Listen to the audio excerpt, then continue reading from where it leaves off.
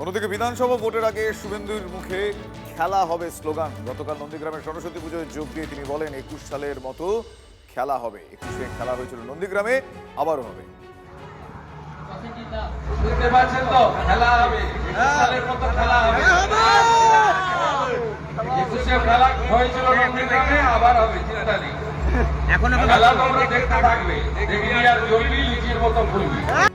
দিদির উন্নয়নের পাঁচালীকে মানুষ মেনে নিয়েছে এবং নন্দীগ্রামের সেবাশ্রয় নিয়ে হাজার হাজার মানুষ যেভাবে পরিষেবা পাচ্ছে, এগুলো দেখে শুভেন্দু অধিকারী হতাশ হয়ে গেছে। তাই দিদির যে খেলা হবে স্লোগানকে এখন শুভেন্দু অধিকারী সেই স্লোগানকেও ব্যবহার করা শুরু করে দিয়েছে। এর থেকে বোঝা যায় যে শুভেন্দু অধিকারীর অস্তিত্বহীন হয়ে গেছে এবং বিজেপি দল আগামী দিনে নন্দীগ্রাম বিধানসভা থেকে বিদায় নেওয়ার তার পরিকল্পনা তৈরি হয়ে গেছে। 2026 সালে তৃণমূল কংগ্রেস নন্দীগ্রাম বিধানসভায় 30,000 ভোটে জিতবে, এটা নিশ্চিত।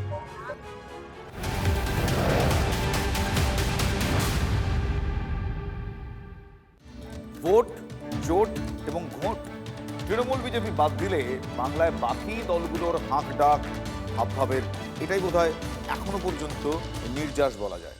মানে প্রশ্ন হচ্ছে কে কাকে চাইছেন, প্রশ্ন কতটা চাইছেন, সেটা জোট নাকি সমঝোতা। মানে বাম থেকে মিম, হুমায়ুনের জাপ বা নওশাদের আইএসএফ, বড়ই ধাঁধা।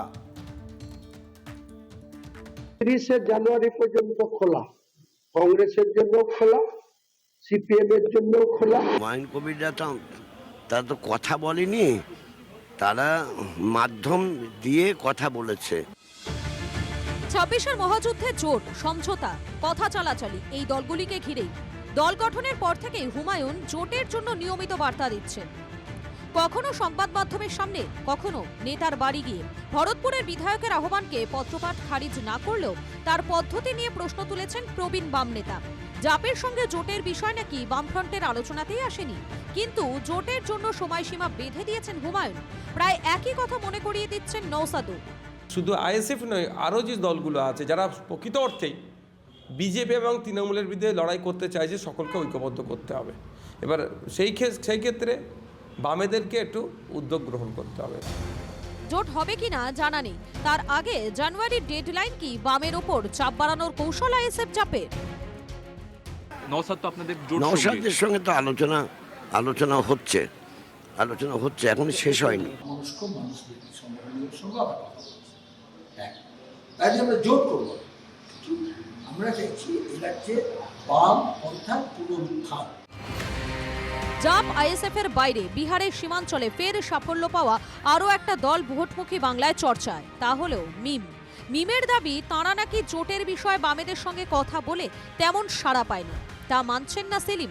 ভাব বুঝে মিম বলছে হুমায়ুনই তাদের বন্ধু। আমাদের যদি জোট হয় তাহলে হুমায়ুন কবির সঙ্গে জোট হবে। উনি আইএসএফ সঙ্গে যাবেন, কংগ্রেস সঙ্গে যাবেন, সিপিএম সঙ্গে যাবেন, যান, আমাদের আপত্তি নেই। কিন্তু আমাদের যখন জোট হয় তাহলে জিওপির সঙ্গে জোট হবে। দেশ কা নেতা কেসা হো, মিম জেসা হো, বাজারে আমি দেখিনি এখন।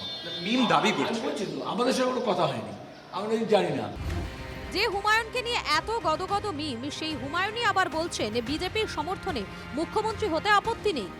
বিজেপি আমাকে সমর্থন দিলে নেব, আমি সরকার গড়ার ক্ষেত্রে বিজেপি সমর্থন দিলে নেব। জোট নিয়ে জাপ, মিম, আইএসএফ, বামের এমন মতিগতি দেখে প্রতিপক্ষকে আক্রমণ নয়, যেন বিদ্রুপে ব্যস্ত জোড়াফুল ও পদ্মফুল। হুমায়ুন কবির তো টিএমসির বি টিম হিসেবে কাজ করছে, কিন্তু সিপিএম আজকে আপনাদের নীতি আদর্শ কোথায়? একবার এই সব দলের সাথে জোট করছেন। যিনি সরাসরি বিজেপির আঁতাতের কথা স্বীকার করে নিচ্ছেন অন ক্যামেরা, তার সঙ্গে বামপন্থী নেতা হিসাবে বিমান বসু কোন হিসাবে তাদের সঙ্গে যোগাযোগ রাখছেন? এই জোট খেলায় চিরকালের মতো বাংলা কংগ্রেস দেখাচ্ছে হাইকমান্ডকে। মিমের চোখ কান যেন হুমায়ুন, পড়ে রইল বাম আইএসএফ, তারাও আলাপ আলোচনায়। শেষমেশ কি যত মত তত পথ, নাকি মাঘে পাকা কথা ভোটেই ঘোষণা হলো বলে? সুমন মহাপাত্র ও সায়ন্ত ভট্টাচার্যের রিপোর্ট, টিভি9 বাংলা।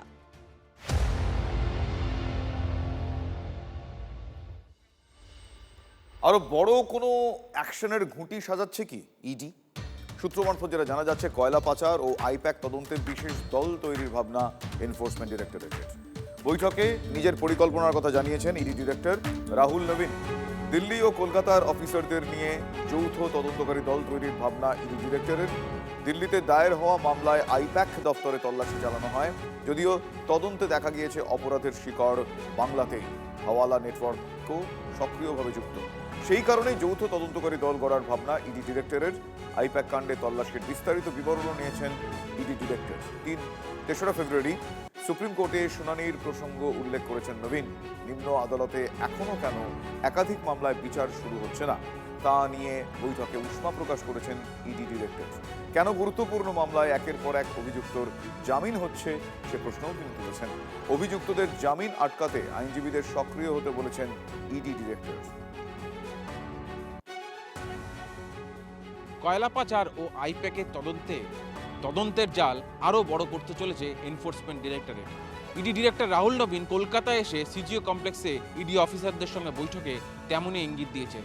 যেহেতু কয়লা পাচারের তদন্তে আইপ্যাক যোগ উঠে এসছে, হাওয়ালা যোগ এসছে, যে হাওয়ালার মাধ্যমে কোটি কোটি কালো টাকা সাদা করা হয়েছে, সেই কারণেই এবার দিল্লির পাশাপাশি কলকাতার অফিসারদের নিয়ে একটি বিশেষ তদন্তকারী দল গড়ার তার যে ভাবনা রয়েছে সে কথা জানিয়েছেন। তিনি ব্যাখ্যাও দিয়েছেন যে যেহেতু পুরনো কয়লা পাচারের তদন্ত, অর্থাৎ যে তদন্তের তল্লাশিতে আইপ্যাকের দফতরে গিয়েছিল ইডি, সেই কেস রেজিস্টার হয়েছিল দিল্লিতে, সেই মামলার দেখা যাচ্ছে তদন্তের ক্ষেত্রে বেশিরভাগ জায়গাটাই পশ্চিমবঙ্গ রাজ্য জুড়ে রয়েছে। তাই ইডির ডিরেক্টরের পরিকল্পনা যে এবার দিল্লির অফিসারদের সঙ্গে কলকাতার অফিসারদের জুড়ে এই বিশেষ তদন্তকারী দল গঠন করা হবে। যে আইনজীবীদের সঙ্গে বৈঠক হয়েছে তার, এবং সেখানে তিনি জানতে চেয়েছেন যে কেন গুরুত্বপূর্ণ মামলায় জামিন হয়ে যাচ্ছে, কেন জামিন আটকানো যাচ্ছে না, কেন একাধিক মামলায় দ্রুত বিচার প্রক্রিয়া শুরু করা যাচ্ছে না, সেই ব্যাপারেও খোঁজ নিয়েছেন। পাল্টা আইনজীবীরাও জানিয়েছেন যে বেশ কিছু ক্ষেত্রে তাদের কাজের ক্ষেত্রে বিভিন্ন জায়গায় সমস্যা হচ্ছে। ডিরেক্টর নির্দেশ দিয়েছেন যে কোনো মূল্যে গুরুত্বপূর্ণ মামলায় বিচার প্রক্রিয়া যেমন দ্রুত শুরু করতে হবে, যাতে অভিযুক্তদের শাস্তি সুনিশ্চিত করা যায়। একই সঙ্গে জামিন আটকাতে মরিয়া হয়ে চেষ্টা করতে হবে, যাতে গুরুত্বপূর্ণ মামলায় কোনো অভিযুক্ত জামিন না পায়, সেই দিকেও খেয়াল রাখতে নির্দেশ দিয়েছেন ED director Rahul Nabin. Camera অবিদ্যাসের সঙ্গে সুজয় পাল, TV9 বাংলা, কলকাতা। সেন্ট্রাল এজেন্সিগুলো ভোট এলেই এমনভাবে সক্রিয় হয়, তাতে মনে হয় যে বিজেপি ভোটের সময় ব্যবহার করছে। এটা সবার এই ধারণা হয়ে আছে, এই ধারণাটা কাম্য নয়। এর বাইরে অফিসাররা আসবেন, অফিসার বৈঠক করবেন, তো তাদের রুটিন ব্যাপার, এ নিয়ে আমাদের কোনো বক্তব্য নেই। এই যে আইপ্যাক এবং তার সাথে সাথে সেই আইপ্যাককে বাঁচাতে যে মুখ্যমন্ত্রী সেদিন ছুটে গেলেন, এই যে মুখ্যমন্ত্রী বা তৃণমূলের সাথে আইপ্যাকের কি যোগ, কি যোগাযোগ, মাথায় কারা রয়েছে, এটা আমরা জানতে চাই। কে ইডির অফিসার এলো, কে কি করলো, আমাদের জানার দরকার নেই, এনাফ হয়েছে। আমরা মাথায় কি হচ্ছে, কারা টাকাগুলোকে নিয়েছে, মানুষকে ঠকিয়েছে, আমরা তাদের নামগুলো জানতে চাই।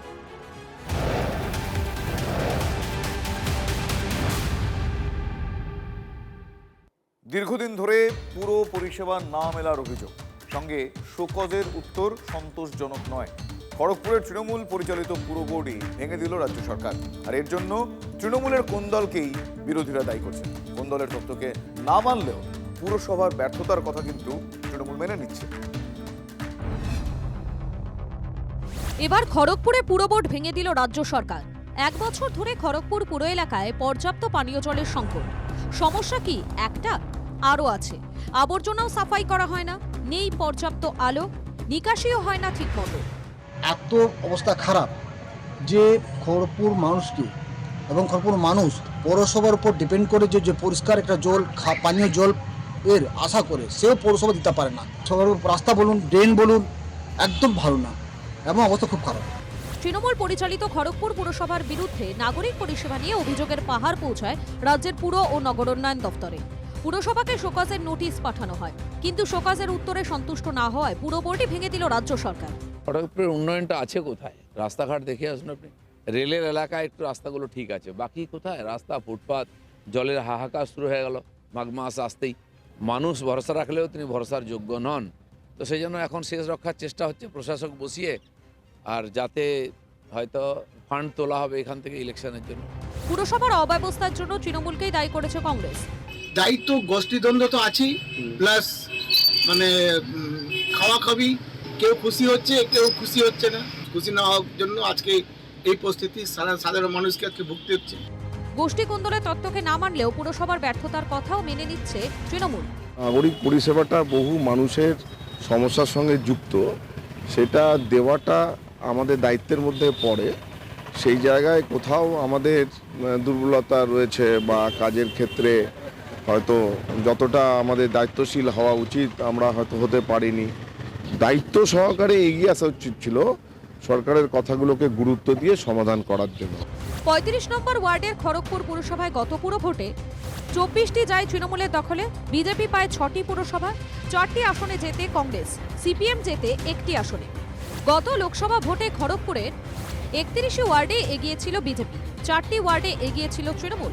সামনে আরও এক ভোট, তার আগে নাগরিক পরিষেবা না মেলার অভিযোগে একের পর এক পুর বোর্ড ভাঙছে রাজ্য প্রশাসন। বাদ গেল না খড়গপুর, কিন্তু প্রশাসক বসিয়ে বিধানসভা ভোটে খড়গপুরে কি ঘুরে দাঁড়াতে পারবে তৃণমূল? দেবব্রত সরকারের রিপোর্ট, TV9 বাংলা।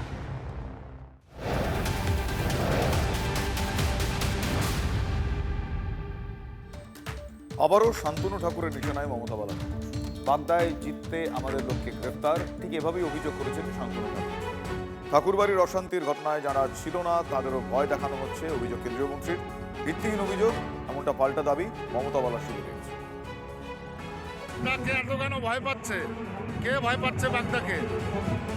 যে আমাদের লোকগুলো সব জেলে ভরতে হবে, এভাবে কি জেতা যাবে বাগদায়? বাগদা জেতা সম্ভব নয় এভাবে। ভয় দিচ্ছে মানুষকে, গ্রেপ্তার করবো তুলে তুলে। বারবার কি এই জিনিস ঘটে? এক জিনিস ঘটে না বারবার। কে করছে? মমতাওয়ালা করছে, মমতাওয়ালা করাচ্ছে এগুলো।